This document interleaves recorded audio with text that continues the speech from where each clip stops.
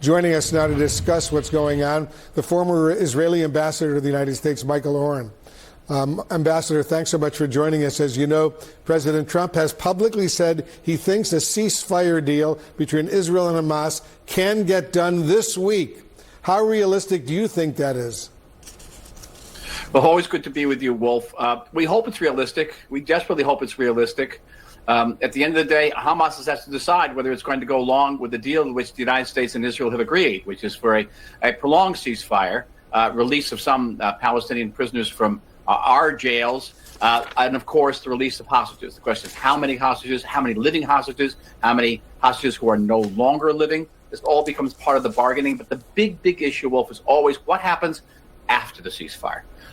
Israel would like to retain the right to renew combat operations if Hamas continues to pose a threat. Hamas wants an end to the war and guarantees that Israel will not renew those operations. So it really comes down to that one issue, and whether it can be, how should we say, fudged, to say that at the end of the 2 months or 60 days of ceasefire, there will be further negotiations toward the ending the war entirely. And that's probably the best you can do. Whether this will be acceptable to Hamas remains to be seen. As you know, Prime Minister Netanyahu says Israel won't budge on its demand that Hamas eventually relinquish control of Gaza. Could that end up being a deal breaker?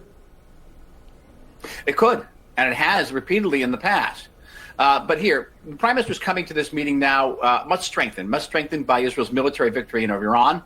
The President is coming into this meeting much strengthened by America's victory over Iran. And that could perhaps lend, go more to the fact that both leaders could show a certain amount of flexibility. Clearly, the president wants this deal.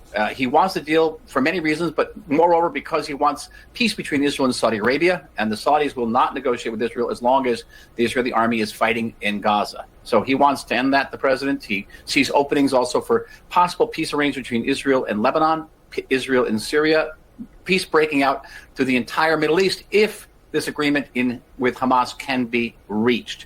The president could put pressure on the prime minister, but can also give enticements, the carrots, if you will. One of them would be keeping a military option on the table vis-a-vis Iran if Iran tries to rebuild some of those destroyed or obliterated nuclear facilities. A very difficult decision given the depth of American opposition of the public to further American military involvement in Iran. And also the possible sale, Wolf, of B-2 strategic bombers to Israel. This is an issue I've been working on for many years, trying to convince multiple administrations to either sell us a B-2 or lease us a B-2. Have not made much headway there, but now it's being discussed in a bipartisan bill in Congress. Now, that would be a tremendous incentive to the prime minister and enable him to show toward the Israeli public much more flexibility on the ceasefire and Gaza issue. Would that include those bunker bombs that so far have been denied to Israel? Well, the plane itself is of little use without the equipment that comes with it. It's not exactly the equivalent to, say, leather seating. It's actually part and parcel of this weapon system. It's a system. It's the bomber and the bomb it carries, and certainly, and that would send an unequivocal message to the Iranians, but also give the Israeli public a tremendous amount of security, which we didn't have in the past, which is why I was seeking that deal for so many years. And I think it would be a game changer. And I would certainly welcome such a move and applaud the Republican and Democratic congressmen who are moving this bill forward.